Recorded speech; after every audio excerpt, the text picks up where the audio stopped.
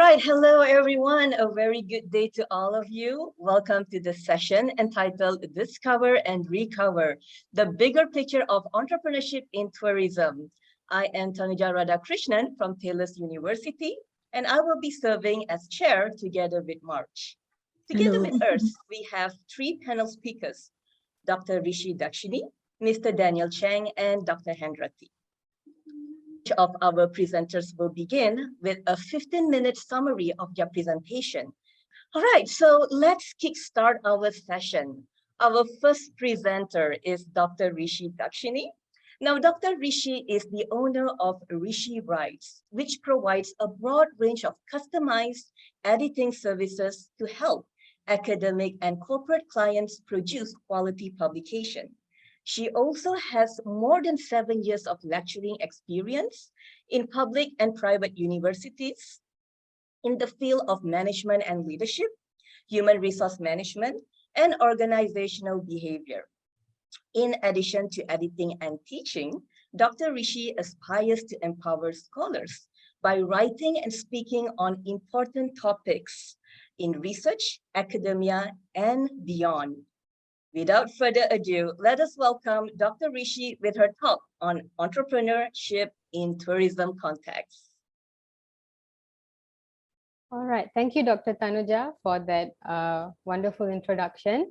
So hello, everyone. As Dr. Tanuja said, I am Dr. Rishi, and today I'm going to adopt a research perspective on entrepreneurship and tourism.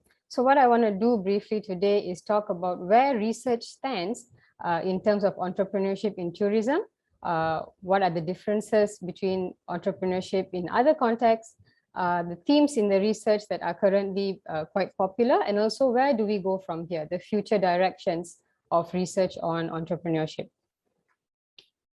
Right, so first, let's discuss entrepreneurship in the tourism context.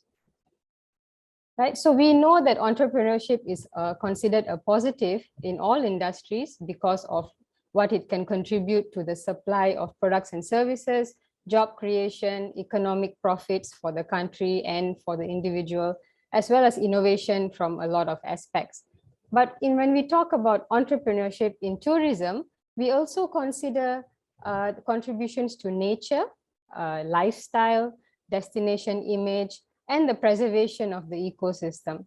So from this, we can see that entrepreneurship in tourism has more non-economic motives as well as economic motives. So that is one main differentiating point of tourism entrepreneurship when we compare it to entrepreneurship from other industries. Right, so in tourism, entrepreneurship can contribute to sustainability in terms of the products, services, and processes that we are using. Right, and also it can address several social and environmental concerns. Right, so tourism plays a key role in improving entrepreneurship, especially in developing countries, which are also popular tourist destinations. Right, so considering this, we can see that entrepreneurship has a very big role in the tourism sector. Right, so the question that I would like to adopt and I would like to answer at the end of the day is, can we include tourism in the general framework of entrepreneurship? We know we have economic theories, social theories, the general theories that exist on entrepreneurship. Or is tourism entrepreneurship different from other types of entrepreneurship? And does it require specific theoretical approaches? Right? Should we tailor and customize theories to tourism when it comes to entrepreneurship? So that is the first part of the presentation. Now I'd like to go into the research themes. So what I've done is, I'm not going to present a systematic literature review, but what I would like to do is summarize quite briefly and quite thoroughly as well, what are the things that are being talked about, what are the popular topics in research today. So what I've done is I've taken articles from 2020 onwards, and maybe a couple of key ones from 2019. And just I've gone through and seen what are the popular ones. So of course, in all concepts and all theories, we see that antecedents and outcomes of a specific concept is always a popular area of study. So when it comes to tourism entrepreneurship, we see that we want to know what are the factors that encourage people to become entrepreneurs in tourism. So we have macro factors such as the economy, the socio-cultural environment, the technological environment. The government also plays a big role. And we have micro factors at the individual level. What are the demographics, personal motivations, attitudes, and values, right? And on the outcome, we have firm level, meaning for the entrepreneur itself, what are the benefits of practicing tourism? We can say growth, profits, sales, well-being, etc. And at the destination level, do entrepreneurs contribute to sustainable development and competitiveness? So here we have a framework that I've adopted from one of the most recent studies. So like I said, at the person aspect, we have demographics, age, gender, all the typical and standard antecedents that you would expect in any study on antecedents, right? And then more specifically to tourism at the macro level, we have factors like destination environment, the incentives that are being given to entrepreneurs in the tourism sector that encourage them or restrain them from being entrepreneurs, right? So we have the social climate, the place, the government, and the technology.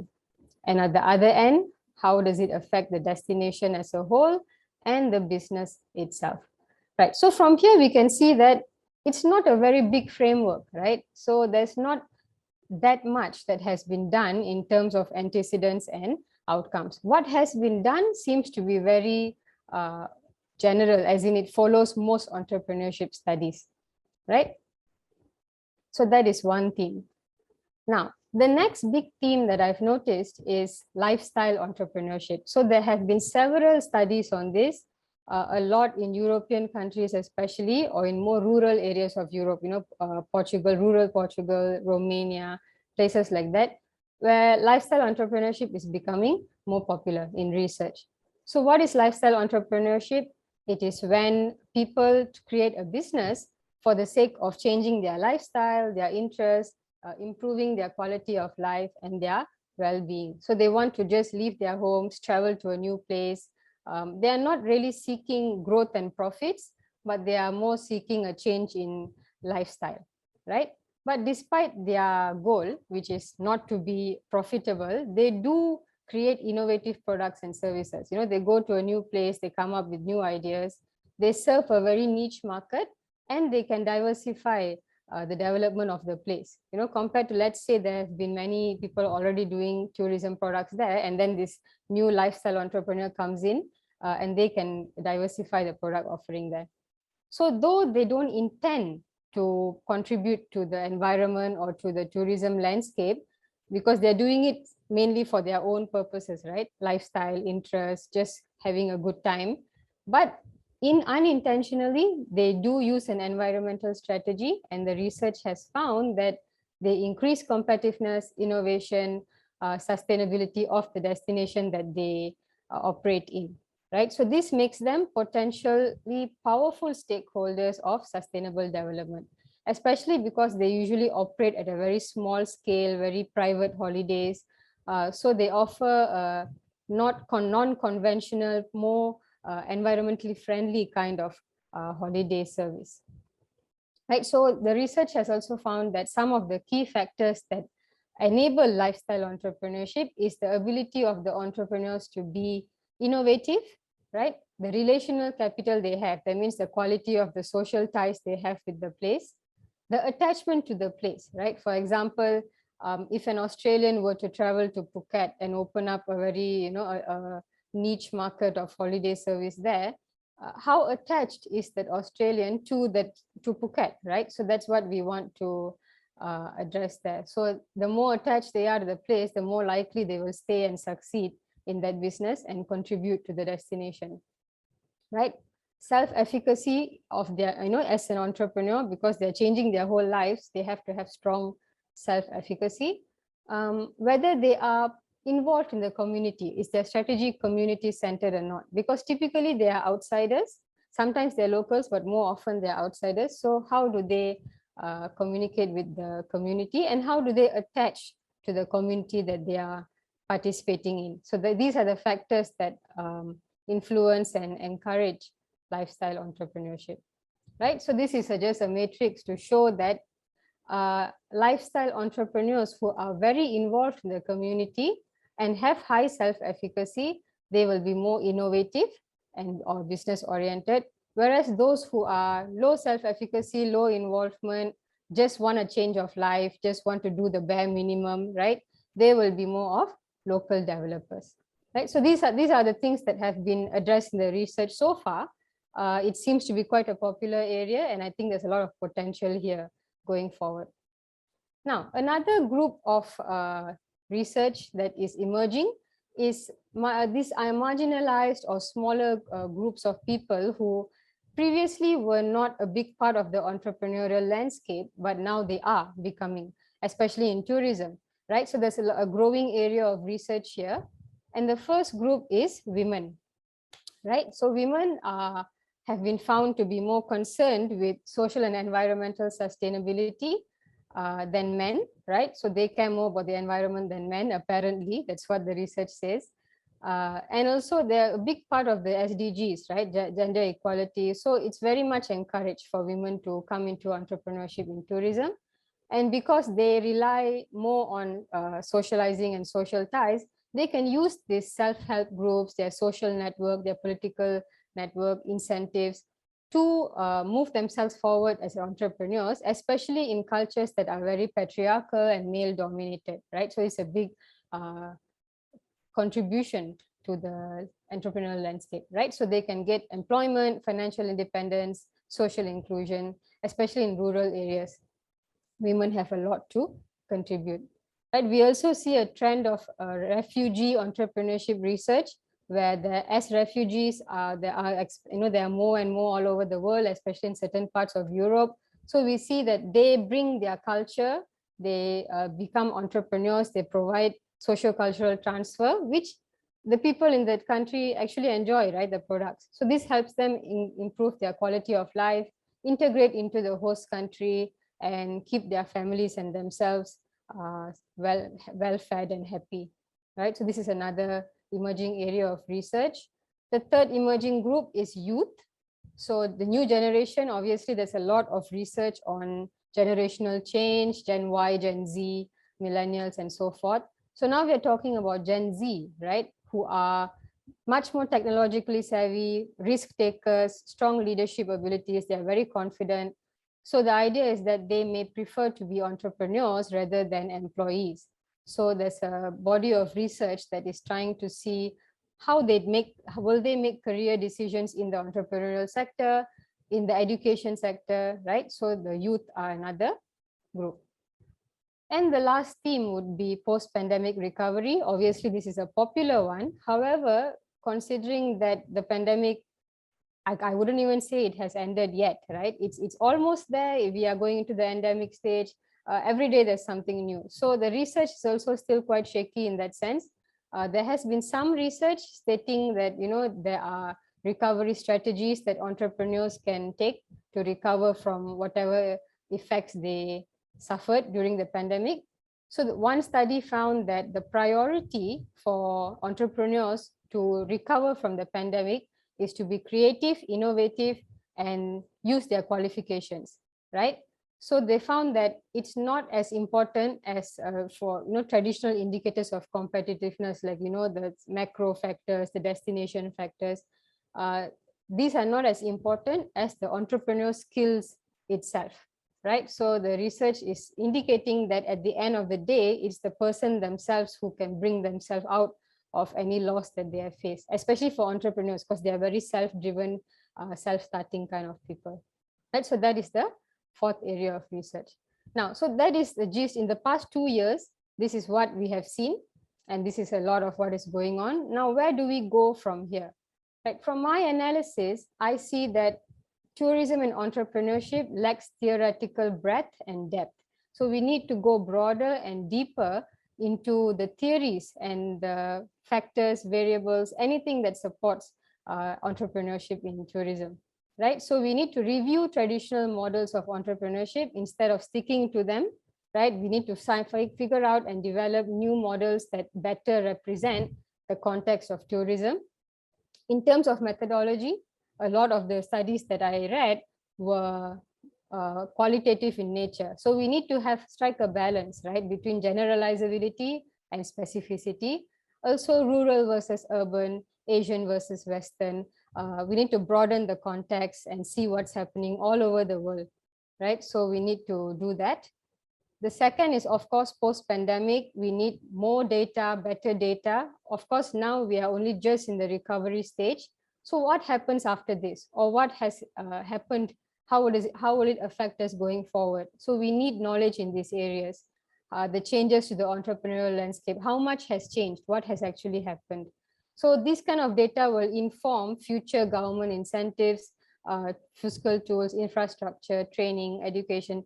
So we can develop better policies by having better data on this. So going forward, I think this will be a big area of research. And finally, some emerging areas for exploration that I expect will become more popular. Now there's a lot of family entrepreneurship, family business. So the role of children might come into play, tourism education. So how do we introduce entrepreneurship into tourism education, since the younger generation seeks to become entrepreneurs, right? Entrepreneurial career decisions can be another area of study. And the concept of intrapreneurs, right? Employees within organizations who act as entrepreneurs for the company. So Hilton has already started this kind of concept, intrapreneur concept. So it's something to be studied as well. And finally, the impacts of lifestyle tourism on other stakeholders. So we are seeing a lot of study on lifestyle entrepreneurs, but we don't know yet how other stakeholders see this, an outsider coming into the area. Right? So that is all from me today. And in conclusion, I would like to say that tourism entrepreneurship is richly being practiced all over the world, but it lacks theoretical development. So there's a lot of potential in this area for future research. So I hope that in the future, we see a lot more robust and rigorous findings here. Right? Thank you, everyone.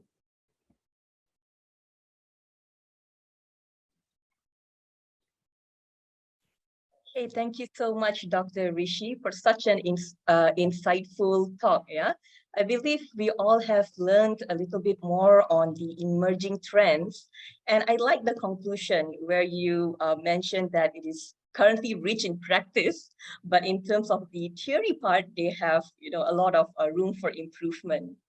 Okay, thank you once again. Probably March, would you like to jump in and introduce our second Sure. speaker? Yeah, okay. So thank you again, Dr. Rishi, for that wonderful presentation. We really learned a lot about the different themes that are emerging in the context of tourism in entrepreneurship in tourism. So for now, let's proceed to our second panel speaker. Our second panel speaker is the founder and president of RTM Association, or the Redefined Tourism Mixer. It is a community of travel startups in Taiwan devoted to industry knowledge education and bridging global partnerships among startup companies. He used to work in Hong Kong MICE industry, online travel agency in Taipei, and Hawaii Tourism Authority. He's also experienced in cross-border travel marketing, in B2B partnership management, event curating, media, and PR. He is also taking the lead role in advocating technology and cultural innovation in Taiwan travel industry, and he aims at building up an RTM school in the long term that is incubating tourism entrepreneurs through Mandarin English mentorship programs and becoming a great talent pool for Asian travel enterprises. So, ladies and gentlemen, let us all welcome Mr. Daniel Cheng, the founder and president of Redefined Tourism Mixer Taiwan. Okay, thank you very much, Marge. Let me share my screen first. Okay, ladies and gentlemen, this is Daniel from Taiwan. Very pleased to have this opportunity presenting industry's perspectives about sustainable tourism with a case sharing in southern Taiwan. It's called Pingtung. So after COVID-19 breakout, travel industry got into severe breakdown and a restructure period. So with no international tourists, there started to be many advocating voices pushing governments and industry to reinvent and rebrand our local communities and destinations. So in the end of 2020, with joint efforts from public sector and private sectors, overall 13 DMO. So DMO stands for Destination Marketing or Management Organizations were created, and numerous campaigns and projects were launched in order to renovate local tourism contents and enhance branding works. So my team luckily got the chance to work with local government communities and enterprises, spending 1 year to run this DMO for Pingdong County. So now let me share the case study with you in the following slides. So as from, you can see from the photo here in the slide, this is the inauguration events for this Pingdong DMO. And you can see a lot of people from the industry side, from the community side, from the government side, they gathered together to kind of like swear that, you know, we are gonna do a lot of efforts to promote this local branding, and we all with joint efforts we can do a lot of you know, renovating things all together. So Pingdong is located in southern Taiwan. It's a county, and these are the basic information about this place. Not much people, you know, compared with all other counties and cities in Taiwan. It's 810,000 people living there with 2 different main races, and the size, the length, the main industry. You can see like Pingdong is a place far away from the capital of Taiwan, Taipei. So in order to strive for resources and the tourists, it has to be very unique. It has to be very different from all other destinations in Taiwan and in Asia. So in the first place, when we are practicing this DMO works, we first of all have to do the analyzing works for the county. So we categorize the whole county with 33 different townships into 6 main areas. So from this map, you can see we have the farming and hiking area. We have Aboriginal tribe and mountainous exploration area. We have the capital of Pingdong County. It's called Pingdong City. It has the military villages, you know, that's inherited from the World War II. And we have Hakka cultural area. We have fishing village, and that is very strong in its religion. And also there is a canteen located in the southern point of Pingdong County. It's a resort. It's a big tourism destination with a lot of famous water activities. So with this map, we have the strategy clearly, you know, to develop different thematic tour products in different areas. And also, in order to run this DMO, we have to create a new slogan, a new logo. So we kind of like have this metaphor that Pingdong is composed of a lot of different elements for travel and lifestyle. So we have this metaphor to put them into different colors. And Pingdong is like a big box. So it's a big box with a lot of colors, a lot of elements and lifestyles inside the box. And we use the opener to open it. Okay, so we have Pingdong opener as our slogan. And also we have the video to showcase the Pingdong opener slogan with its spirits and with its atmosphere. And so you can see from this video. 屏东对你来说是什么意思呢？这里总是令人兴奋，我能享受在山水里的盎然和城市的秘境，是一种被指引着方向、充满希望的感觉。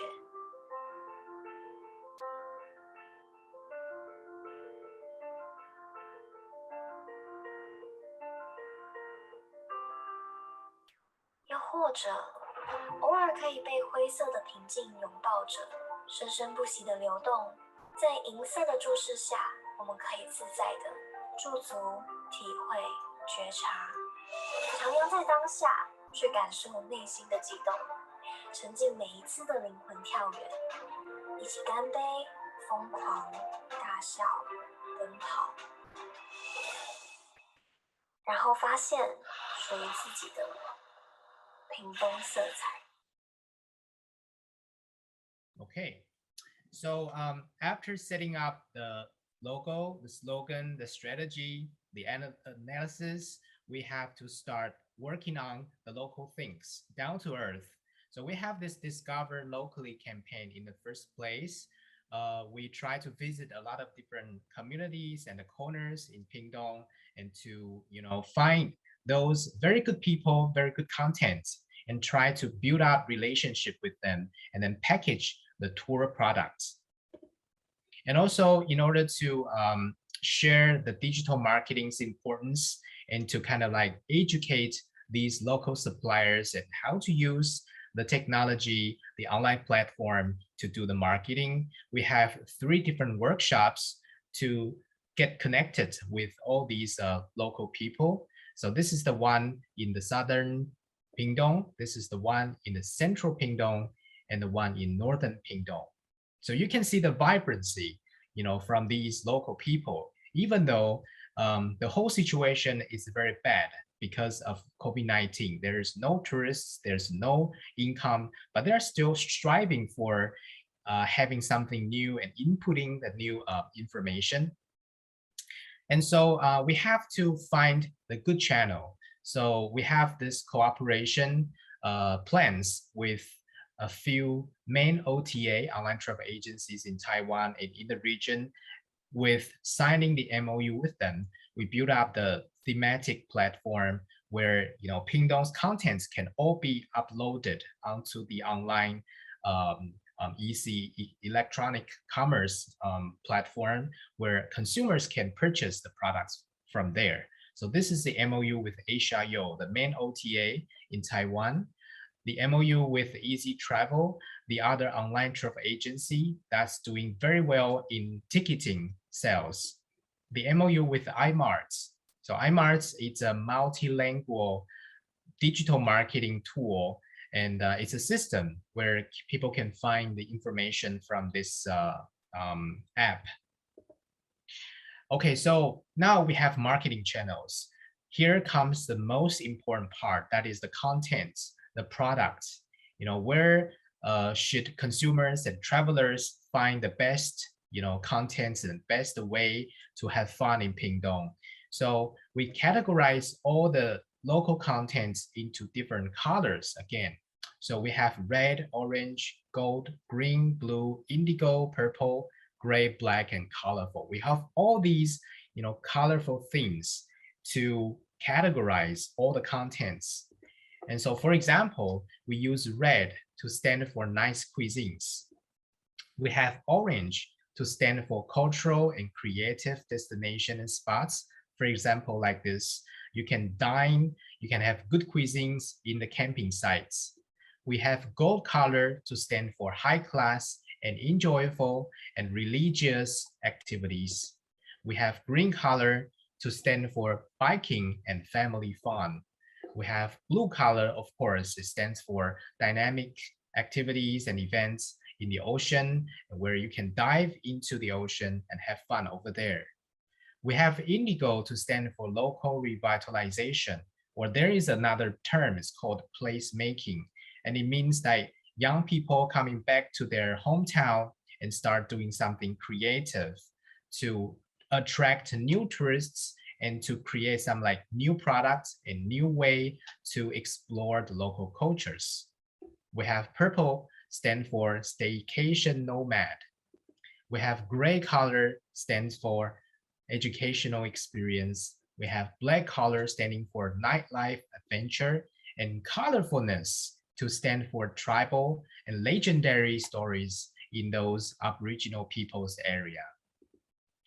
And so all these marketing, packaging, and discovery comes to the real business products. So we create like so many different brochures and DM and posters with the real supply chain in the back. So like consumers start to see a different face of Pingdong destination and start to purchasing them and start to experiencing the unique, local tours that they've never had before. And also we work with Lion Travel, the leading travel agency in Taiwan. And because they renovate this rail train, it's called Mingri rail car, and to put it like a high-class rail train and sell the tickets with very high prices. So their high-class customers can come to Pingdong under this cooperation plan and then visit those communities and cultural areas where we promote. So like all these, strong spending power consumers could really pour the resources into those corners in Pingdong. And also talking about placemaking, local revitalization, this team is called Fish Forests. It's a young professional team that comes to the fishing village, using their creativity to do a lot of local tours to promote those local cultural, local handicrafts, and help those fishermen, to kind of like plan their fishing pools and their environments into an experiencing park.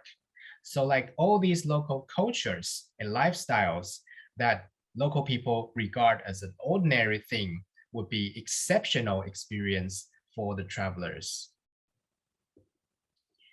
So during COVID-19, it has a lot of policy regulations, right? So in order to help those stores selling food, selling souvenirs, to also access to the market, our DMO works include having this souvenir online shop for them. So like we create one website for those local shops to do the online sales. And also we have this website to talk about those Pingdong experts and artists' story. So it's a story bank where people can not only understand and buy the products, the tours to experience, they can also understand the stories and all these information about the great, great people in Pingdong by accessing to this website. Okay, so comes to the end. We just simply share some of the main works that we've done of this 1 year DMO works. But actually, there are a lot more. So in business, what I want to say is when we are practicing sustainable tourism, it's not only about environment, about climate change, but also about the economic development, cultural discovery, and overall destination branding. Together with online and offline marketing works and innovative tour products to revive local suppliers and young entrepreneurs, this Pingdong DMO serves as a package of integrated works to increase the tourism competitiveness as well as the sustainability for the local people. And it was a successful story, successful case. We hope to keep this great works with a lot more destinations, not only in Taiwan, but in Asia. So hope we can someday, meet up with a very good movements, in not only Taiwan, but somewhere else for our passion for the sustainable tourism. So this is the end of my presentation. Thank you very much. All right, so thank you, Mr. Daniel Cheng. So it really is an interesting case study on how you were able to develop a Taiwan destination far from the city and yet very vibrant, if you will just look at with your business models on DMO. So thank you very much, and we look forward to visiting Pingdong in the future. So we are down to our last panel speaker for today's session.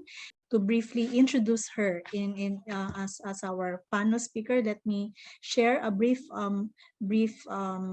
profile about our panel speakers. So Dr. Hendrati Dwi Mulyansi is the chairman and founder of Research Synergy Foundation of the Digital Social Enterprise. And she's also a lecturer and since 2008. And she's at present an assistant professor in Indonesia and holds a doctoral science of management from the School of Business and Management Institute of Technology, Bandung. She has a strong interest to her research project, especially in the area of social entrepreneurship. And as a researcher, her work, studies, and research made her being invited as reviewer in many reputable Scopus and Web of Science indexed journals. So let us all welcome as our last speaker for today, Dr. Hendrati, to talk about tourism, social entrepreneurship, co-creation value towards SDGs goals for sustainable development. Dr. Hendrati, you have the floor. Okay, thank you. Very good morning. First of all, I would like to say thank you to all of the committee that has already been invite me to this honorable international conference. So in these occasions, I would like to discuss regarding with the tourism social entrepreneurships. And this is about how we can make any value, co-creation value toward SDGs goals and for the sustainable development. And this is my profile. It's already been in also in the booklet. And this presentation contains three topics. It is tourism, social entrepreneurship, because in here I would like to share regarding with the understanding of social entrepreneurship within tourism studies and institutional and policy support for tourism social entrepreneurship itself. And then for the second one is this is about social innovation and social value creations, because social innovation and social practice can be a contribute for social development, and the value creation in the society in the perspective of Quadruple Helix in the tourism industry. And then in the third session is about SDGs goals on sustainable development.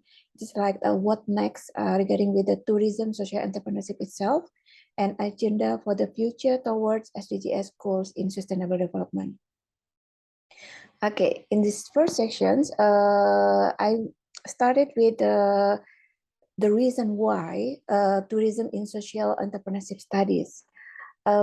We know that there are more responsibility for all of us regarding with everything regarding with the water balance, regarding with the economic, social, and environment systems, as like pandemic era last couple of years, and then tackling the problem in human rights, social justice, economic imbalance and inequalities, and also environment degradations and climate change. And in here, there are a movement regarding with how we can contribute more to conscious social, economic, and environment development. So the concept of triple bottom line, like we live in one planet, and also we are doing business and gain the profit, and then also we are live with the people. So people, profit, and planet become a part of this concept also. And then regarding with the social entrepreneurship itself, there are the concept of dual motive, combining between profit maximizations and also how we should also concern regarding with the social and environment. So this is a balance between wealthy and also the impact itself.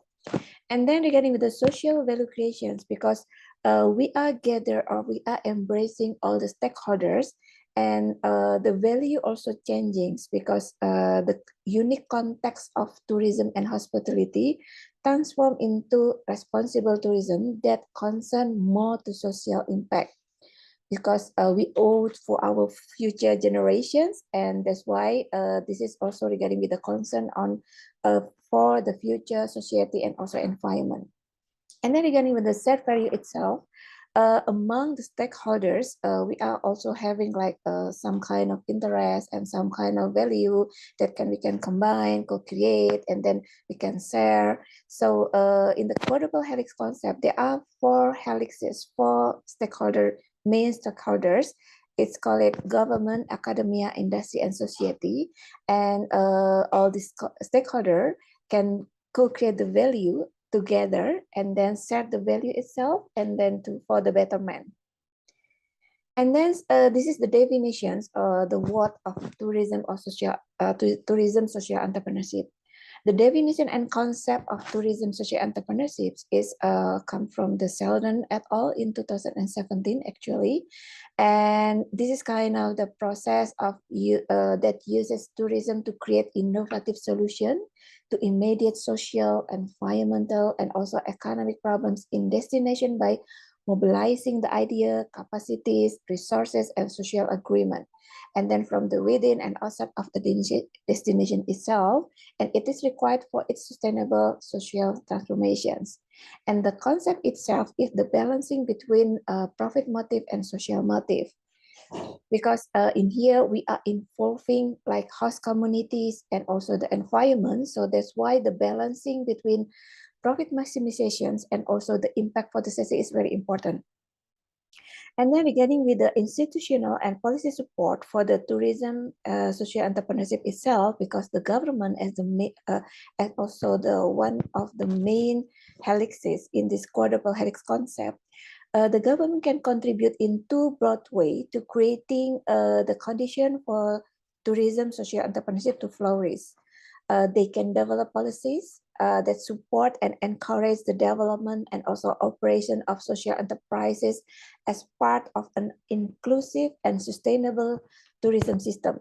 And they can also assist in the creation of institutional conditions that encourage and legitimize and also synergize social entrepreneurship itself.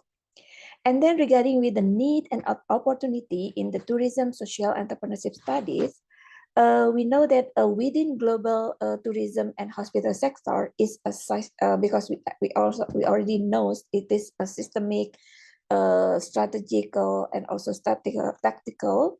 The major systemic challenge stems from its universal and virtual exclusive adoption of a profit maximizing industrial model of production and consumptions, and also how they can also emerging social value creations that will create impact for the society and environment, because this is the main concept of social entrepreneurship, how we can make any balance between a profit motive and also the social motive. So in here, the tourism has played major roles in globalizations and the creation of employment and also an opportunity to earn foreign exchange in developing country, especially particularly.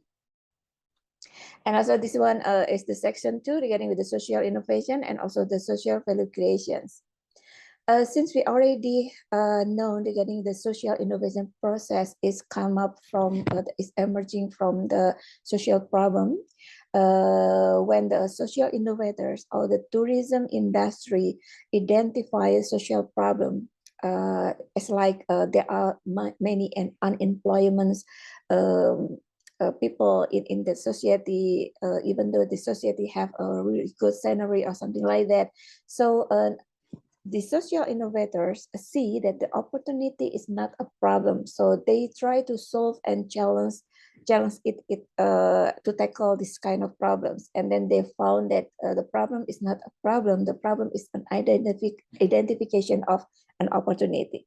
And then they try to generate the collaborative idea to embracing all the stakeholder with the quadruple helix perspective, including they can embrace or governments, industry, and also the society itself, or host communities, and also the academia. And after that, in the third stage, they try to implementation and then to collaborate among all the stakeholders, and then to diffuse innovation to survive, and then to create a competitive advantage and or the value added, and extend the location and scale of the impact. And then from the third, the end of the stage of this social innovation process is social value creation itself. although the problem is already being solved, there are co-creation value among all of the stakeholders, including the host communities, including the society, including the customer, including also the beneficiaries. And then it is also can create the self-value among others. And then this is kind of the co-creation value in the quadruple helix perspective. Since the government also one of the main helixes and here in creating or in supporting by the policies, and then in the bottom up planning is come up from the bottoms and then make it like a FGD from group discussions with all the stakeholders and also the society and the beneficiaries, and then also can create the collaboration and synergy among the industry and also academician.